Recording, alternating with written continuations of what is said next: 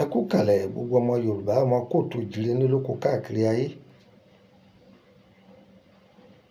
Wọ́n ní àrò mẹ́ta kì í dọbẹ̀ inú. Mo ti sọ fún wa pé nǹkan mẹ́ta ni wọ́n fún mi. Àdéhùn mi mo sì gbọ́dọ̀ mú ṣẹ. Mo ti sọ pé iṣẹ́ kejì tí mo fún yín nípa rọ̀rọ̀ ọdán, mo ló ní part 2. Wọ́n tó bá ní part 1 lọ́wọ́, gbìyànjú kó ní part 2 rẹ̀. Tí mo ló ní tùràrí, pé ọṣẹ ni ó ní tùràrí o. Tẹ́nìkan bá ní òun kì í ró oorun sùn, àbí tóun bá ti sùn díẹ̀, àlákàlà ni wọ́n á máa dà òun láàmú.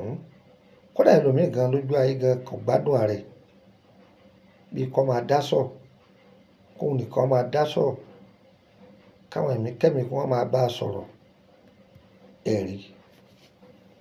Bí kẹ́lòmíì ọmọ gẹ̀ẹ́tì ààrẹ, kódà nípa àmì burúkú tí wọ́n fi sẹ́lòmíì lára, ìtì jalè tán tó mọ̀ pé ohun tóun ṣe ọ̀dà. Ẹlòmíì kọ́dọ́kọ ni, ẹlòmíì kò síwàwù ni, yóò ti ṣe tán lórí ọwọ́ awalẹ̀. Ẹlòmíì ìbínú ni wọ́n fi sára tiẹ̀, yóò máa síwàwù ni. Gbogbo ibi tí ní ìwòjọ́ máa tẹ́ ń bẹ ẹ̀rí nǹkan. Wọ́n ní ẹfun ní báwọ̀ omi jẹ́, oṣù ní báwọ̀ omi jẹ́, ìdú ní báwọ̀ omi jẹ́. Tó ọmọ aráyé, ẹ má bà tiwa jẹ́ o. Nígi èédú bá fojú ba omi, ọjọ́ náà ní bẹ̀wà omi jẹ́. Ṣé àwọn pé kó tó tòrò padà yọ pẹ́? Ayé ẹ má lọ́wọ́ sọ̀rọ̀ wa o. Àbẹ̀yìn ni o. Tùràrí rẹ̀ rí. Èèyàn nìkan kọ́ ni wọ́n fi kíní yìí sí lára o. Kódà tí ẹ mọ́nú ilé ìtajà ẹni, ọ́fíìsì ẹni, àti ibi tẹ́ pè ní ilé iṣẹ́ yín. Kódà ìbàjẹ́ ilé iṣẹ́ ńlá kí wọ́n máa tó kọ̀, máa fi síbẹ̀. Àwọn kan rí pé kọ́sítọ́mà wádọ̀ rẹ̀ mọ́ ni. Wọ́n ti fi àwọn ẹ̀mí kẹ́mi síbẹ̀ tó wọ́n máa darí àwọn èèyàn kúrò níbẹ̀.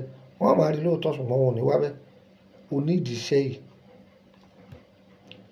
Ewé ọdán. Ọdán yìí yòówù kó ṣáà ti jẹ́ ọdán gidi. Egbò rẹ̀, rọ̀rọ̀ ara rẹ̀, ewé orí rẹ̀. O gbọ́dọ̀ já ewé ọdán yìí. O gbọ́dọ̀ já rọ̀rọ̀ ara kò ní ṣiṣẹ́. Ewé ọdán, rọ̀rọ̀ ara rẹ̀, egbò orí rẹ̀, ẹ wà yọpọ̀. Ọ̀gbọ́n, ewé gégémù, ewé gégémù nìkan ẹ jà yọpọ̀. Àìdán onígun lọ́pọ̀lọpọ̀, ewé àkókò lọ́pọ̀lọpọ̀. Ẹ ti wá ewé tábà tútù, tó jẹ́ tábà ìbílẹ̀, kì í ṣe ta gíríkì o, pẹ̀lú èpo ọ̀bọ̀, àgùn gbogbo ẹ̀pọ̀, ata ìjọsìn díẹ̀. Tàbá gún gbogbo ẹ̀pọ̀ tán dáadáa, a sá sínú bòòjì nínú ilé. Àtòtógún. Lẹ́yìn náà ògùn dé. Lára bí tó ti mọ̀, bí tẹ bá fi kíní yìí, àwọn kan máa kánra. Ẹ wò wọ́n dáadáa. Àwọn nu ara wọn. Kódà tó bá wà ní àbúrọ̀dù, kò fin, wọ́n mọ̀. Àwọn táwọn wí ọmọ, wọ́n mọ̀. Wọ́n jáwọ́ lọ́rọ̀ rẹ̀. Tọ́, kò jù bẹ́ẹ̀ náà lọ. A tún máa pàdé nígbà mi. Mi ọmọ yín náà Lukman ọmọ Àyẹ̀dáre bàbá ọgbọ́n ọmọ ọ̀dọ̀ àgbà.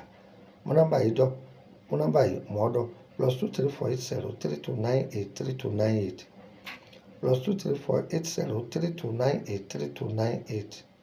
Gbàkásì +2348133155111 +2348133155111.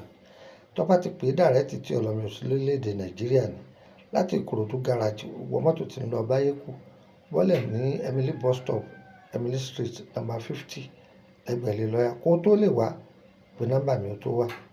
Tí n bá wà nílé wọ́n sọ fún ọ, tí n bá sí nílé wọ́n jẹ́ ọ mọ̀ pé n ò sí nílé o. O kàn lè gbéra kọ máa bọ̀.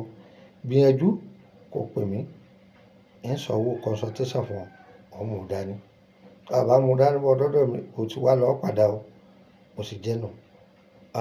Èèyàn mẹ́rin ni nọ́mbà yìí wà fún. Ẹni tó fẹ́ ìtọ́jú ara lánàá ìwé àti gbogbo bóyá wọ́n fẹ́ ká bá wọn ṣiṣẹ́ kan lára àwọn iṣẹ́ tá a ti fi sílẹ̀ àtọ̀jọ́ tó ti pẹ́ kọ̀ wá yé, wọ́n fẹ́ ká bá wọn ṣe iṣẹ́ náà, àbẹ̀ ṣe aṣọ ètí ọ̀nà.